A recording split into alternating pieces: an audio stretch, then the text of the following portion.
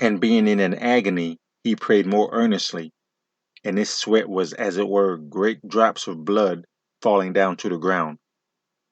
This verse right there in Luke 22 is describing Jesus not long before he was taken away by a mob led by Judas. And Jesus Christ is praying to the Lord. And the Bible describes him praying with such energy and so fervently that he was sweating. And it uses a strange way of describing the strength with which he was praying. It says his sweat was like great drops of blood. The King James Bible uses the phrase as it were.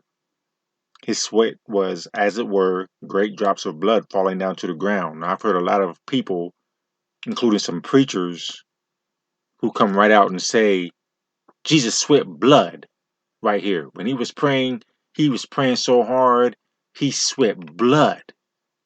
Is that really what was happening here?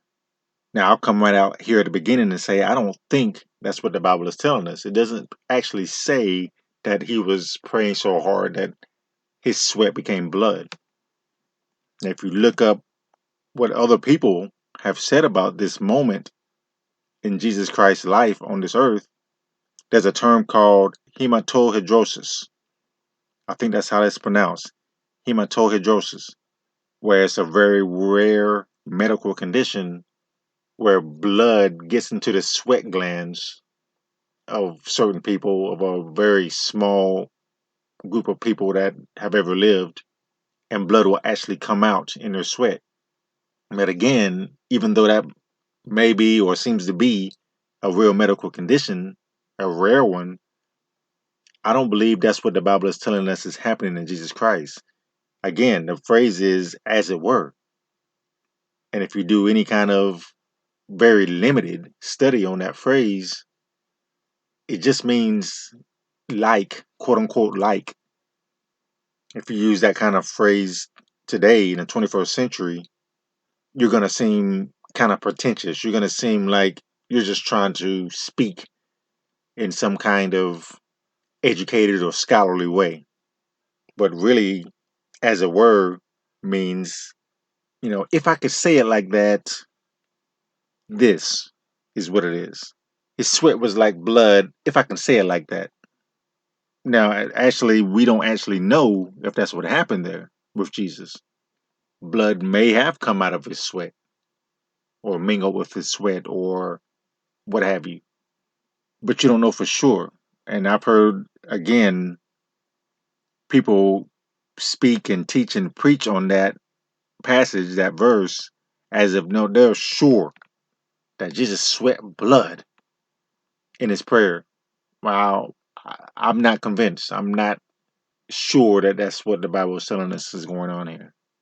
Now, I'm somebody that I think I've described it in another message I did about hell, about it being hot outside and somebody describing it being hot as hell, and I was saying, hey, nothing is hot as hell was my was what I was thinking when this person said that. And that day was a very hot day that she said that phrase, hot as hell, and I was sweating that day. And as somebody who sweats a lot or sweats easily, I know what big drops of sweat look like when they're falling from your face or your body. And as somebody who's also had a few bad injuries, bleeding, I know what blood looks like, a lot of it, when it's dripping to the ground. And something about fluid, maybe tears are included here too. Something about fluid when it comes from a person's body, something about the makeup of a human being, the way God made us. We're fearfully and wonderfully made. The liquid that falls from us is thicker than water. You've heard the phrase blood is thicker than water. Well, so is sweat and so are tears. There's some salt and some other material in those liquids as they come out of us. And the drops are heavier than water. They're heavy, they're thick, and the way they fall is they fall in similar ways. The way they fall is in a similar fashion. And I know when those drops hit the ground, when they plat on the dirt or whatever, they have a certain look and feel. And I think that's what the Bible is telling us here. When his sweat was falling, yes, it says that he was sweating because he had a ferocity in the way that he was praying to the Father in heaven. So the sweat was probably heavy falling off of him. And the way it fell on the ground had an appearance or had a quality that could be, that would have reminded somebody, if they had been around, of blood falling to the ground. But it wasn't actually blood. But that's just my opinion. We're just doing a Bible study here. The Bible is amazing because you can really go through it and just pick it apart. And I've noticed that people who do talk about the Bible a lot don't actually read the Bible. They don't actually know the Bible, but they're talking about it more than anybody. Especially all these unbelievers, these lost people in the world. They feel like they know the Bible. They're like people who, I'm just picking a name out of thin air, an author out of thin air, like a Stephen King, who writes very big books, and I've talked about liking horror movies and horror fiction when I was younger. And I remember reading some of Stephen King's books. There's no way that you could open a Stephen King book to, say, the middle of his 1,000 page or 500 page book or whatever and know exactly what the book was about. There was just too much in it. Somebody like him, like a Stephen King, he packed a lot into his stories, a lot of details. There's no way you can open it right to the middle, pick a passage out or a sentence, and figure out everything that was going on in that book. And he's just a limited person. He's just a sinner currently on his way to hell, as far as we can tell. But how much more so with the Bible, which is the Word of God, the words of God, that people try to pick out something, verses, passages, themes out of it and try to make sense out of it. They don't have faith. They're not reading it with faith. They don't have any love for the Word of God. They don't believe it's the Word of God. To them, it's just a book. But they're going in it and trying to pick it apart. But to us, those of us who have faith and who believe what it says, once you start picking it apart like that, God allows you to really read between the lines and He'll really open it up to you. That's one reason I mock the people who do that. They're lost and they're trying to do, say, a book review of a book that they haven't even really read, or that they've read already deciding that they don't like the author. But that's all we're doing here is just picking out things that have interested me as I do my personal Bible study and my family Bible study.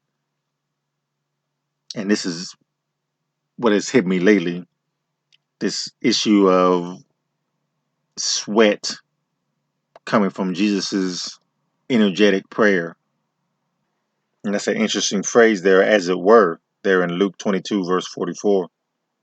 As I said, I had a hard time understanding why a lot of people, a lot of even preachers and pastors, want to believe that Jesus was actually sweating blood.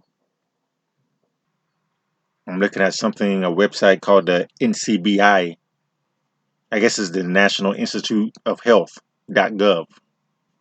And they go out right out and say Jesus Christ experienced hematohidrosis while praying in a garden before his crucifixion.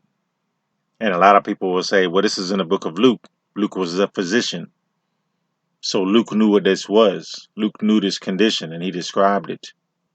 Luke may have been a doctor, but he used the phrase as it were. He didn't say his sweat was mixed with blood. He didn't say his sweat was blood. Why did he use that phrase? It seems that as it were is just a way of saying something figurative, not literal. As it were. If I can put it like that, if it could be said like that, as it might be said, but maybe it's not literal. Are we going too deep into this? No, I don't think we're going too deep because this is the Bible. We really can't go too deep into the Bible. You're really never going to have it figured out. Anybody that has anything figured out, but especially the Bible, I'm always suspicious of that person. Anybody who acts like he has it figured out, I already know he doesn't have it figured out. He's praying as hard right here, Jesus is, because he knows what's about to happen. He knows the cross is before him, and he's knows what has to be done, and he's asking the Father if there's any other way. But this is your will, so we're going to go through this. I'm going to go through this. Remember, he's 100% man and 100% God, and a part of him that's man, there's a hesitation there. And right there it says there's an angel appeared unto him from heaven, strengthening him. Never really hear anybody talk about that verse or that passage. They talk about the sweating the blood, talk about, Father, if thou be willing, remove this cup from me. Nevertheless, not my will, but thine be done. But right between those verses, those two verses is, and there appeared an angel unto heaven from, and there appeared an angel unto him from heaven, strengthening him. Well, we just wanted to look at that verse about the blood and the sweat and the tears. I'm sure there were tears there too, because it says being in an agony, he prayed more earnestly. I'm sure there were tears, blood, sweat, and tears. I don't think any of us have ever prayed that hard.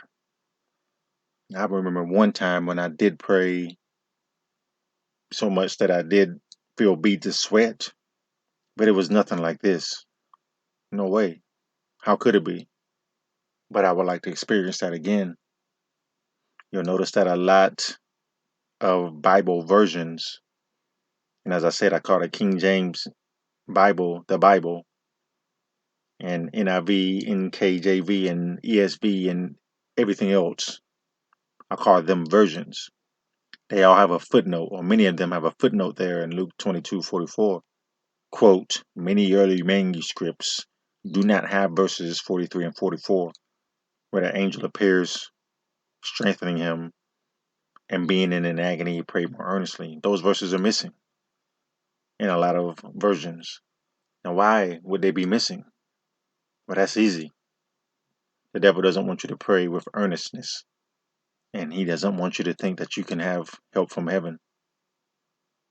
But you can ask heaven for help, and you can ask the Lord for more effective prayer.